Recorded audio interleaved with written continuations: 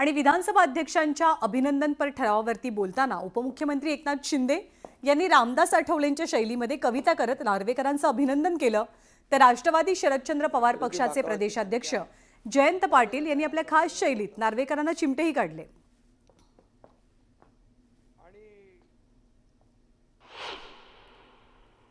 काही त्यातले प्रवक्ते होते, काही विश्व प्रवक्ते होते, काही कुठले कुठले होते, काही भोंगे होते, सगळ्यांनीच आरोप केले। आणि तरी सुद्धा आपण संयम ठेवला, आपण कोणाला घाबरलं नाहीत। म्हणून मी एकच सांगतो, कर नाही त्याला डर, त्याला नाही डर, कर नाही त्याला नाही डर, उसका नाम राहुल नार्वेकर।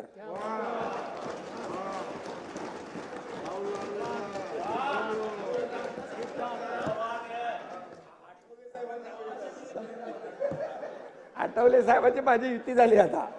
आणि त्यांनी निकाल असा दिला की अजून सुप्रीम कोर्टाला त्याच्यावर निकाल देता आलेला नाही। सुप्रीम कोर्टाचा निर्णय, यांनी जो निर्णय दिला त्याच्यात सुप्रीम कोर्ट अजून विचार करतंय। एक जज, एक चीफ जस्टिस घरी गेले सुप्रीम कोर्टाचे, त्यांनी त्याला हात लावला नाही, त्याच्यावर भाष्य केलं नाही। आणि तासगाव कवठे महांकाळ विधानसभा मतदारसंघाचे नवनिर्वाचित आमदार आणि आर पाटील यांचे पुत्र रोहित पाटील यांनी या सभागृहात पहिल्यांदाच भाषण केलं। सभागृह अध्यक्षांच्या अभिनंदनाच्या प्रस्तावावरती बोलण्याची त्यांना संधी मिळाली। यावेळी त्यांनी देवेंद्र फडणवीस यांच्याकडून सहकार्याची अपेक्षा केली। अमृताहुनी गोड नाम तुझे देवा असं म्हणत रोहित पाटील यांनी फडणवीसांचा उल्लेख केला। संतांच्या माध्यमातून सुद्धा देवेंद्र फडणवीसांचं नाव घेतलं गेलंय। संतांच्या वाणीतून सुद्धा इतक्या गोड पद्धतीने तुमचं नाव घेण्यात आलंय, त्यामुळे आगामी काळात काम करत असताना तुम्ही सुद्धा विरोधी पक्षाला गोड वागणूक द्याल अशी विनंती आपण करत असल्याचं रोहित पाटील म्हणाले।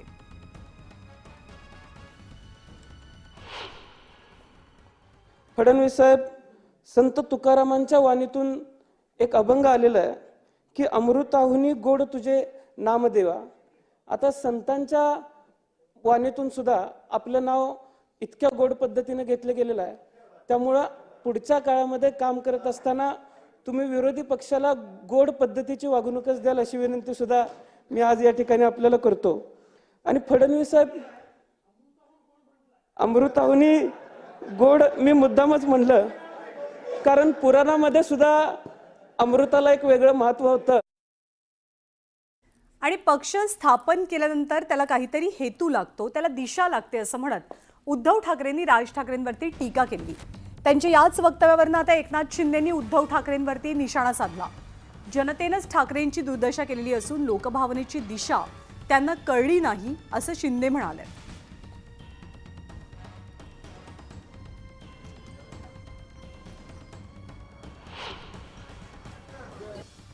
तुम्ही कोणत्या पक्षात आले तर पक्षाबद्दल मला बोलायचं नाही, पण पक्ष स्थापन केल्यानंतर पक्षाला एक काहीतरी हेतू लागतो, दिशा लागते, ती काहीच नाहीये।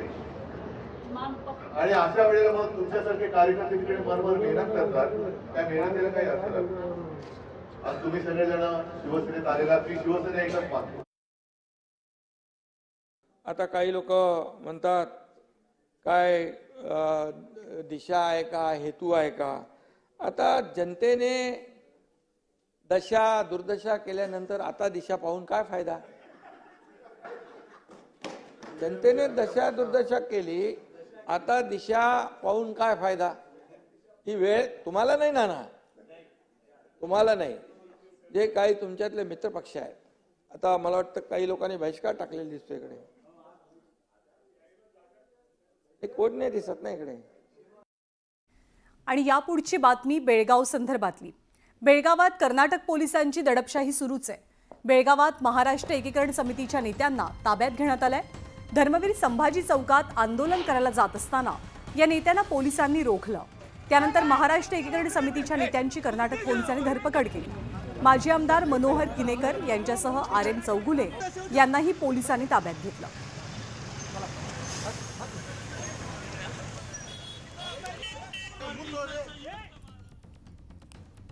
मराठी भाषिकांचा मेळावा महाराष्ट्र एकीकरण समितीने आयोजित केला होता आणि तो मेळावा होऊ नये याचा पुरेपूर प्रयत्न या ठिकाणी कर्नाटक सरकारने केला. कर्नाटक सरकारने एक दडपशाही केली आणि जे आंदोलनकर्ते होते ते माजी आमदार असतील, माजी महापौर असतील, अनेक लोक, शेकडो मराठी भाषिकांना वेगवेगळ्या तुरुंगामध्ये डांबण्याचं दुर्दैवी प्रकार त्या ठिकाणी केलेला आहे आणि म्हणून याचा मी जाहीर निषेध करतो, धिक्कार करतो. आणि बेळगावमध्ये आयोजित केलेल्या महाराष्ट्र एकीकरण समितीच्या महामेळाव्याला कोल्हापूरमधनं शिवसेना उबाठा गटाचे नेते जाऊ नयेत यासाठी कर्नाटक पोलिसांकडनं कडेकोट बंदोबस्त तैनात होता. कोल्हापुरातील उद्धव बाळासाहेब ठाकरे यांच्या पक्षाचे शिवसैनिक कोनगोळी टोलनाक्यावरती दाखल होताच पोलिसांनी त्यांना ताब्यात घेतलं. ठाकरेंच्या पक्षाच्या वतीनं काढण्यात आलेल्या भगव्या रॅलीला सकाळी सुरुवात झाली. कोल्हापुरातल्या ताराराणी चौकातनं कोल्हापूर ते बेळगाव अशी रॅली निघाली. बेळगाव इथे होत असलेल्या महामेळाव्यासाठी शिवसैनिक कोल्हापुरातनं बेळगावच्या दिशेने रवाना झाले. मात्र महाराष्ट्र कर्नाटक हद्दीवरच्या कोनगोळी टोलनाका इथे कर्नाटक पोलीस शिवसैनिकांना त्यांनी ताब्यात घेतलं. त्यामुळे काही काळ तणावाचं वातावरणही पाहायला मिळालं.